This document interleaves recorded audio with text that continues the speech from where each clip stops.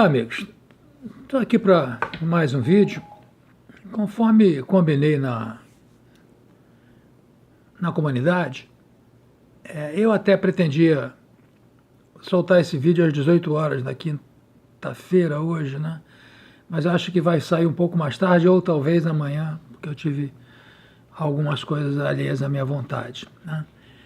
Mas o mote desse vídeo é o seguinte: eu percebo desde há 3 anos, quando venho falando de equipamentos navais, submarinos e diversos tipos de equipamentos, às vezes eu percebo que algumas pessoas, pelas perguntas, algumas pessoas não estão tão afinadas com a tecnologia, né? E eu me sinto na necessidade de, para esse vídeo, igualar um pouco o conhecimento, para que as pessoas possam entender exatamente o que eu pretendo explicar aqui. Às vezes a gente age como se todo mundo conhecesse o que a gente está falando. Podemos, às vezes, falar muito rápido, sem dar uma explicação ou outra, e muita coisa pode ficar perdida, e a pessoa não fica, sei lá, à vontade de fazer as perguntas, né? Às vezes, por achar que é uma pergunta muito básica, não fica à vontade e não faz. Então, hoje eu vou fazer algumas explicações bem simples sobre o que ocorre dentro de um sistema propulsor e até de uma central nuclear. Eu vou usar no início até a central nuclear, porque as figuras são mais fáceis de se explicar, né? Mas antes disso, vamos ver as fontes pelas quais eu me baseio nesse vídeo, né? Primeiro é a IAEA, né?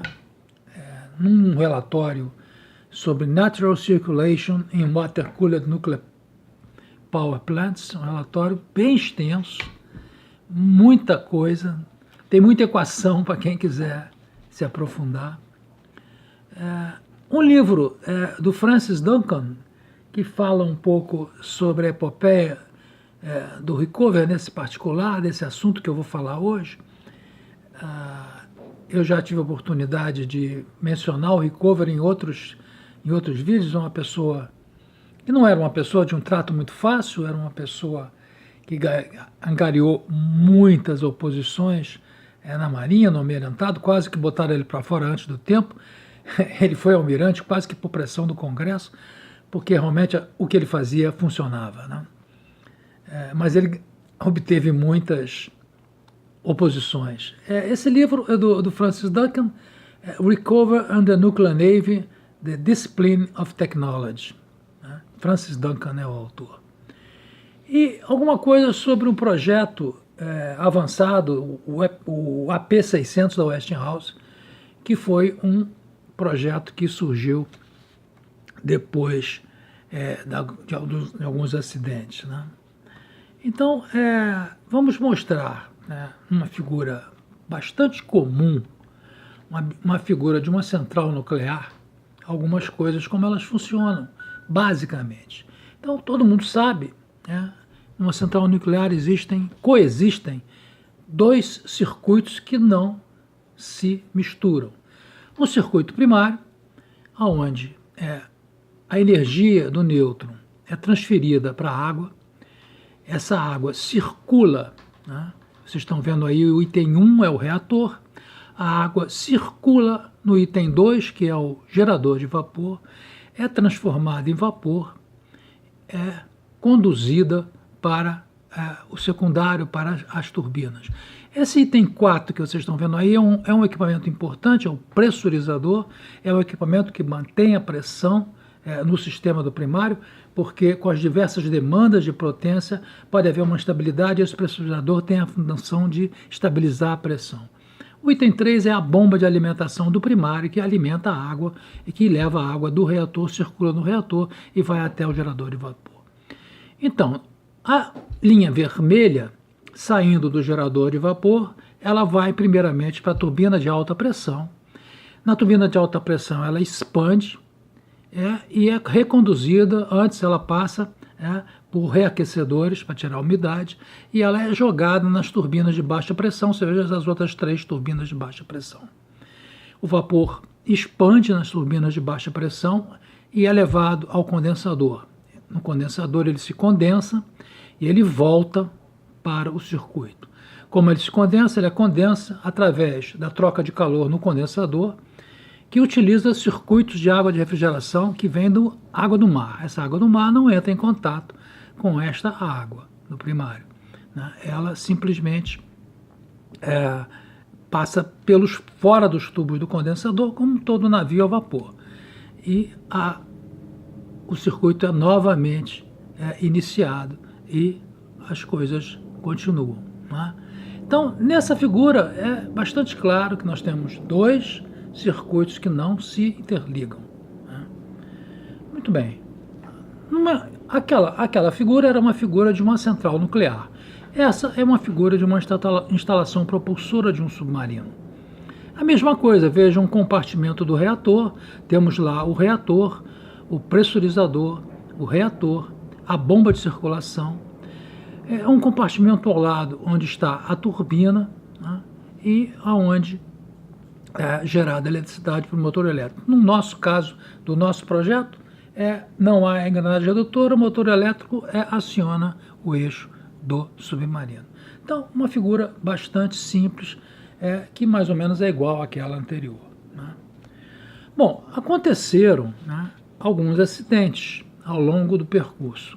A energia nuclear tem uma longa e exitosa história de funcionamento. São milhares de horas de funcionamento sem incidentes graves e gerando energia para o mundo todo. Mas, toda vez que acontece um acidente, as discussões surgem.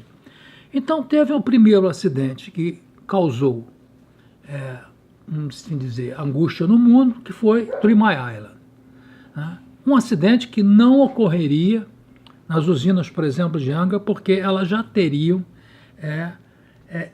prevenção para aquele tipo de incidente.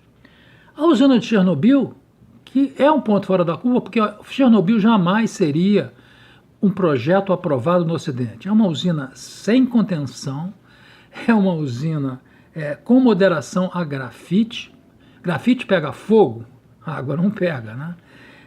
E jamais esse projeto seria aprovado num país do Ocidente com congressos e com controles maiores, né? E Fukushima no Japão, nós tivemos um tsunami que gerou uma onda de 14 metros. A onda proposta no projeto era uma onda de 5,7 metros. Então, subestimaram o tamanho da onda, aconteceu o acidente, houve quebra da energia, houve problemas, mas não foram além. Os sistemas, de alguma maneira, conseguiram controlar bastante o que aconteceu, mas foi um acidente grave, né? Muito bem, a partir desses acidentes, a indústria nuclear, né, se sentiu ameaçada, principalmente na época de Chernobyl. Chernobyl foi um baque muito grande, apesar de ser um gerador, de ser um reator RK-1000 da União Soviética, que não se fazia no Ocidente. Mas o mundo é globalizado, Chernobyl causou muito furor, né? Então toda a indústria, empresas que lidam com o setor, começaram a desenvolver seguranças passivas, né? O que são seguranças passivas, né? São medidas, né? São mecanismos de segurança cujo acionamento requer muito pouco ou nenhum poder externo ou controle humano.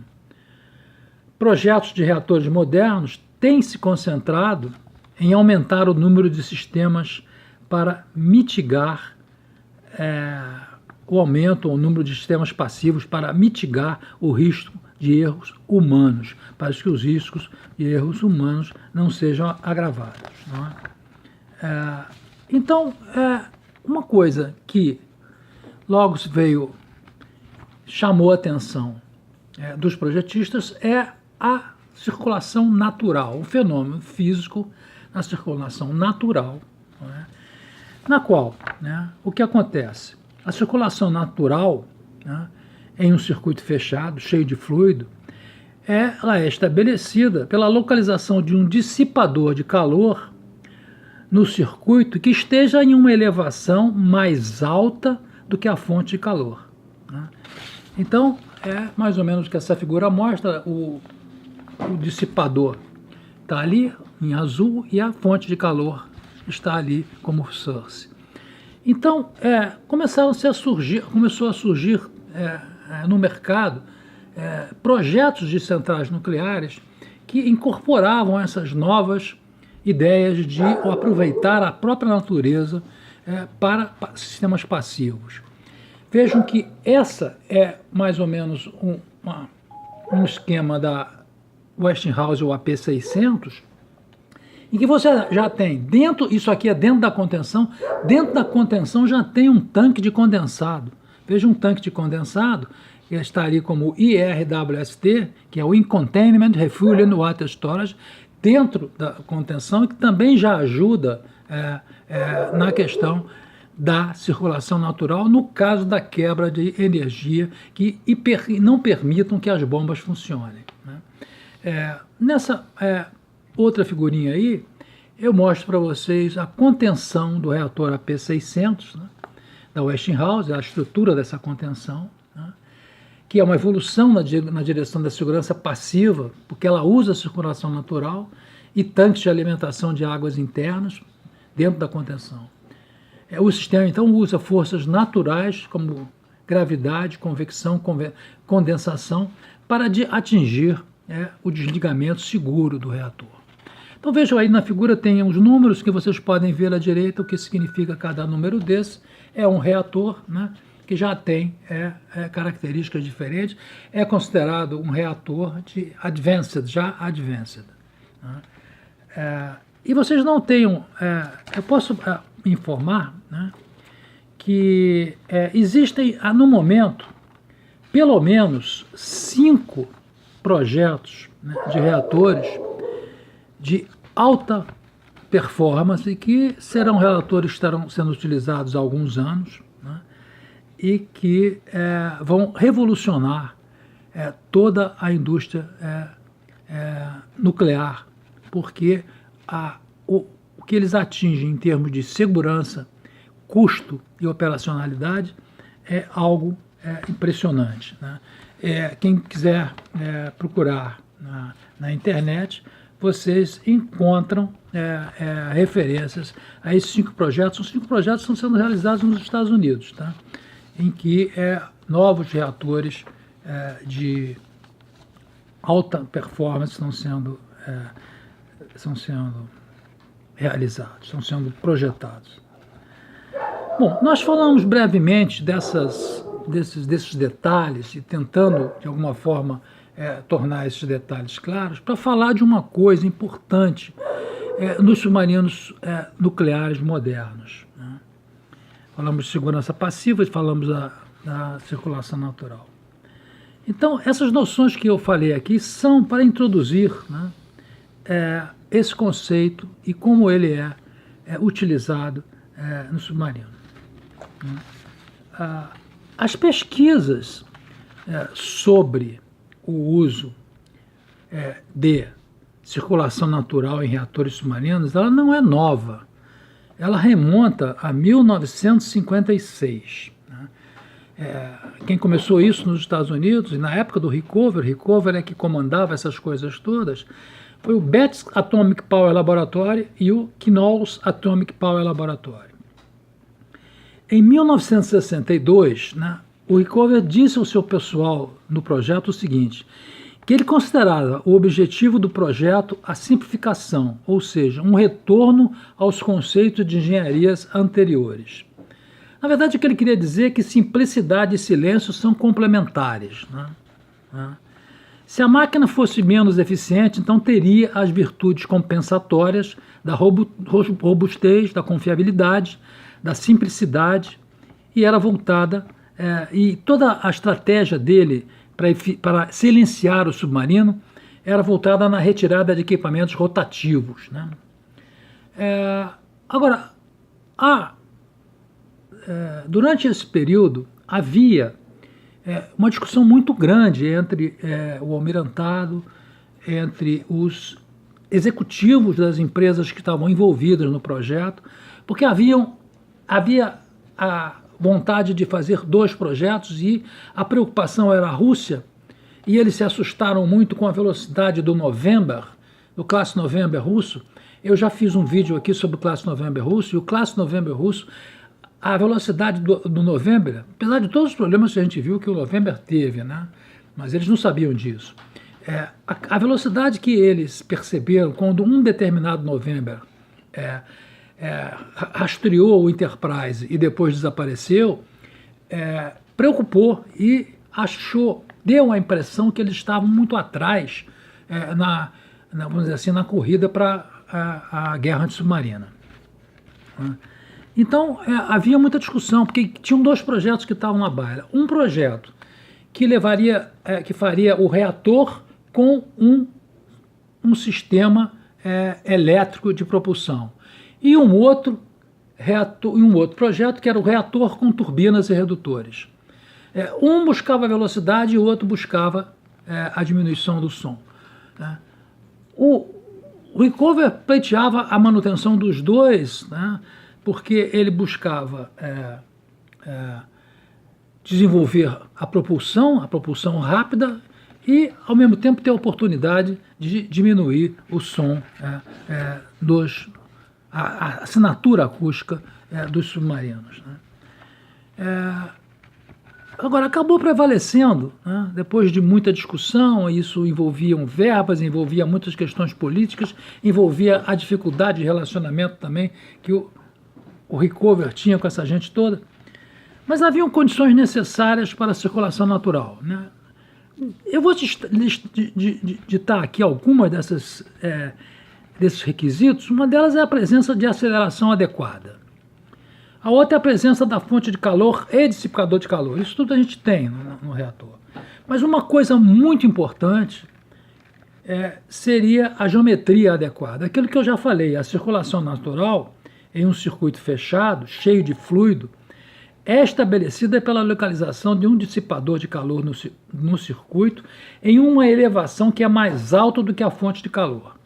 Esse reator, o S5G, estavam sendo desenvolvidos para o Narval, o SSN 671, que, aliás, foi um único submarino da classe. Ele serviu como testbed, ele é um submarino muito reverenciado, porque ele serviu para muito desenvolvimento, foi ele que deu todas as condições para que se fosse feito depois o S58, que foi utilizado na classe Ohio, na classe Virginia e por aí fora. S9, eu acho que é na classe Virginia, mas na classe Ohio e na classe Los Angeles, ele foi a